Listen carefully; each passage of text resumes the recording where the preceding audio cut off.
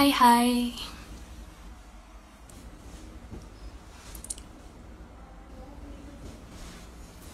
Hai hai. Kita tunggu rame ya.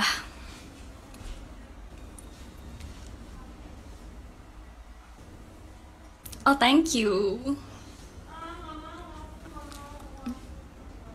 Hmm,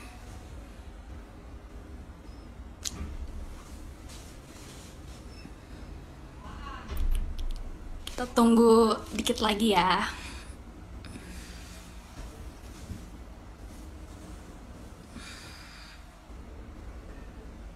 Oke, hai, hai Zidan.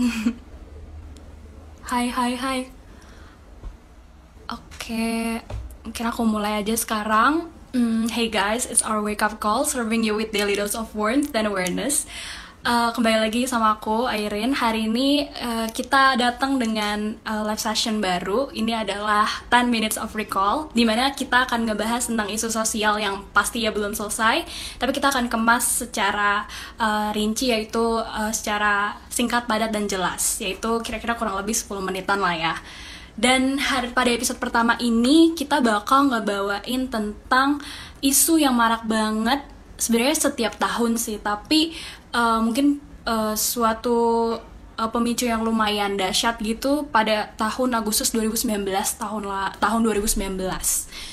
Nah, ketika itu pada Agustus 2019 kita pasti nggak asing lagi dengan berita tentang mahasiswa dan mahasiswi dari Papua di Surabaya yang dimaki massa, banyak banget, kayak ratusan massa memaki mereka dengan sebutan binatang. Dan tentunya kita bisa bayangin ya, gimana sih perasaan mereka sebagai manusia gitu. Dan aku rasa mereka nggak pantas gitu ngerasain apapun yang mereka rasain pada saat itulah. Entah mereka marah, sedih, atau bingung. Dan pastinya saudara kita di Papua tuh sering banget mengalami ini. Dan itulah kenapa ini dikait-kaitan dengan isu rasialisme, karena memang ini isu rasialisme. Nah, hari ini kita akan ngebahas tentang titik tengah polemik dari isu rasialisme itu sendiri. Karena yang seperti kita ketahui juga, pemerintah dari Kementerian Komunikasi dan Informasi itu juga mengumumkan bahwa banyak banget disinformasi yang terjadi terkait dengan hari pemblokiran internet di Papua ini. Banyak yang bilang bahwa iya, pemerintah tuh berusaha untuk menutup-nutupi dan juga berusaha untuk menghindarkan kita dari kemarahan masyarakat Papua terhadap isu rasialisme tersebut. Sedangkan dijelaskan oleh pemerintah bahwa yang mengakibatkan adanya pemblokiran di Papua itu sebenarnya justru untuk menghindarkan hoax-hoax yang tersebar di Papua itu sendiri. Nah, sedangkan sekarang kita akan ngebahas kira-kira titik tengahnya apa sih dari isu ini, dan gimana kita bisa berpikir secara progresif dan mulai memahami gitu kalau misalkan apa yang dilakukan pemerintah dan juga mungkin apa yang dipikirkan oleh saudara kita di Papua itu pasti ada alasannya.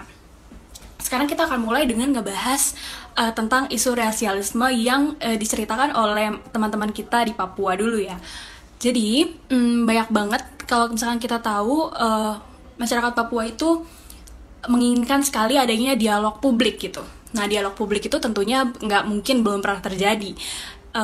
Kalau kita ketahui dulu beberapa belasan tahun ke belakang juga, ketika kita menyaksikan bagaimana konflik di Papua Barat, itu juga karena adanya diskusi atau dialog publik tersebut. Tapi ada beberapa hal yang sebenarnya berusaha disampaikan oleh mereka tapi belum tersampaikan kepada kita. Nah, ini tuh berakar dari permasalahan isu rasialisme. Tapi isu rasialisme itu nggak sesimpel tentang warna kulit. Dan sebenarnya dari tahun 1700 sampai 1960 itu sudah banyak banget nih isu rasialisme yang terjadi di kepada saudara kita di Papua. Dan itu tuh nggak cuma tentang isu rasialisme tok, tapi juga banyak pelanggaran HAM yang sampai sekarang mereka berusaha untuk selesaikan sendiri gitu. Dan tentunya mereka sebenarnya membutuhkan kita untuk memahami posisi mereka di sana gitu.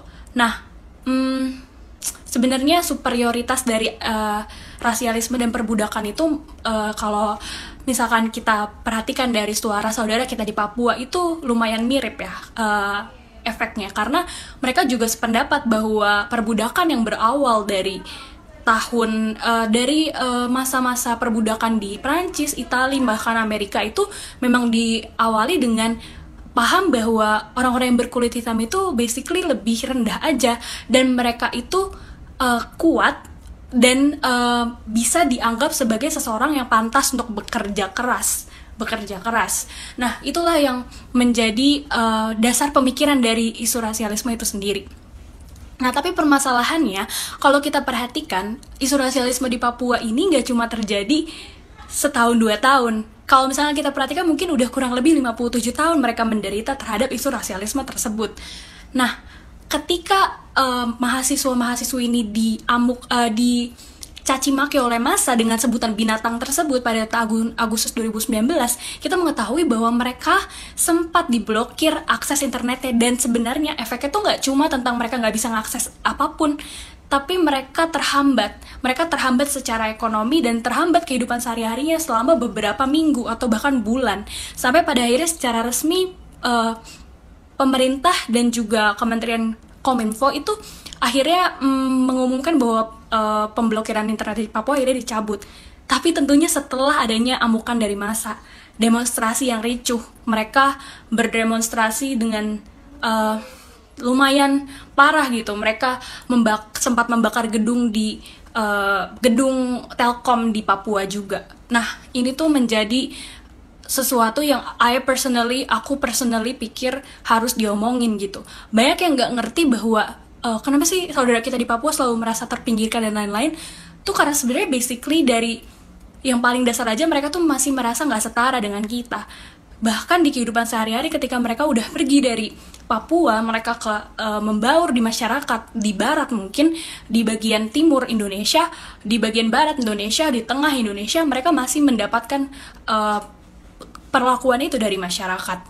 Nah, yang menjadi titik tengah dari pembahasan hari ini adalah bahwa sebenarnya apapun yang kita baca di internet dan juga apa yang menjadi statement pasti dari pemerintah mengenai hari pemblokiran di Papua, ada beberapa hal yang bisa kita pelajari. Bahwa yang pertama, setelah dituntut oleh beberapa institusi dan juga lembaga, memang pada akhirnya hari pemblokiran di Papua itu diputuskan sebagai sebuah kejahatan atau pelanggaran HAM terhadap manusia atau saudara kita di Papua. Nah, dari sini kita bisa menyimpulkan bahwa apapun masalahnya, kita harus bisa berpihak pada korban. Apapun sepele apapun yang mereka rasakan sebagai korban, kita harus bisa berpihak kepada mereka, karena mereka punya alasan yang valid untuk merasa tertindas. Nah, tetapi untuk menyelesaikan isu permasalahan di Papua itu secara progresif itu memang membutuhkan pengorbanan, karena kita mengetahui banyak banget masalah di Papua yang nggak bisa diselesaikan cuma dengan sekedar oh iya kita harus membantu mereka secara finansial ABCD, enggak.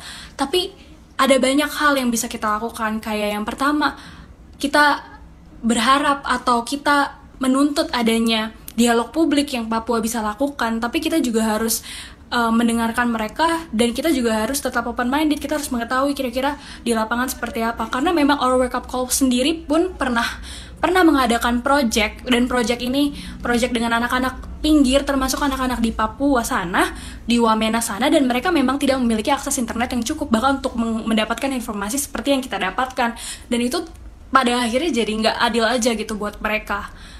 Jadi sebenarnya pemblokiran internet di daerah manapun itu, kalau aku personally rasa nggak akan pernah adil. Ketika Jakarta misalnya menjadi target daerah yang dimatikan listriknya, bayangkan apa yang akan terjadi di Jakarta gitu. Dan sedangkan mereka nggak bisa apa-apa. Yang mereka tahu, saudara mereka sedang kesulitan dan tiba-tiba mereka diblokir internetnya. Jadi apapun alasan pemerintah, walaupun itu memang untuk hal yang terbaik, tentunya kita juga bisa mengerti posisi mereka sebagai pemerintah. Tapi di sini juga kita harus bisa memiliki pemikiran yang berpihak kepada korban, karena kalau misalkan isu rasialisme ini kita nggak dekat, kita nggak paham, dan kita nggak mau tahu perasaan mereka gimana, kita nggak akan pernah move on juga. Kita nggak akan pernah tahu kayak mereka tuh harus menghadapi apa dan sampai kapan gitu. Jadi mungkin itu sih yang bisa aku sampaikan tentang 10 Minutes of Recall hari ini terkait dengan titik tengah polemik pemblokiran internet di Papua. Mungkin teman-teman Our Wake Up Call yang punya teman yang pernah mengalami isu rasialisme, atau kalian sendiri pernah mengalami isu rasialisme, boleh banget berbagi di komen chat atau di DM, nanti mungkin kita akan shout out. Dan juga ya aku juga senang banget selalu ngomongin tentang isu rasialisme. Isu rasialisme adalah salah satu yang benar-benar menjadi fokus aku sebagai manusia sih. Sebenarnya kayak aku selalu pengen berkontribusi gitu untuk mengubah stigma tersebut, karena balik lagi nggak ada satupun orang yang pantas ngerasain sedih atau sakit gara-gara warna kulitnya, gara-gara rasnya, dan sampai kapanpun itu mereka akan selalu mengalami itu. Jadi kalau kita nggak mulai untuk paham apa sih yang sebenarnya menjadi concern mereka, kita cuma menelan mentah-mentah kalau ya udahlah di sana tuh emang mungkin lagi ada kendala internet jadi diblokir dan lain-lain, itu pasti nggak akan adil buat mereka. Dan kayak gitu. Iya.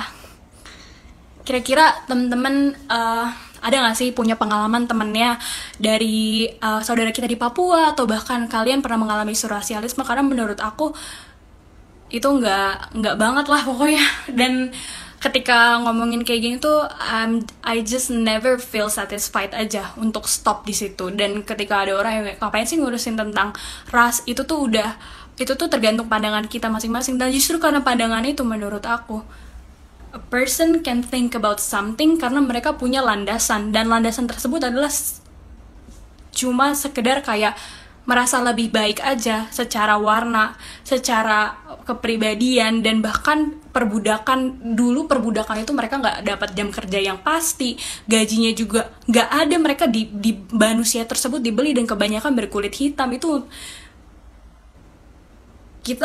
kalau emang kita hidup di 2021, kita harusnya udah ninggalin itu gitu.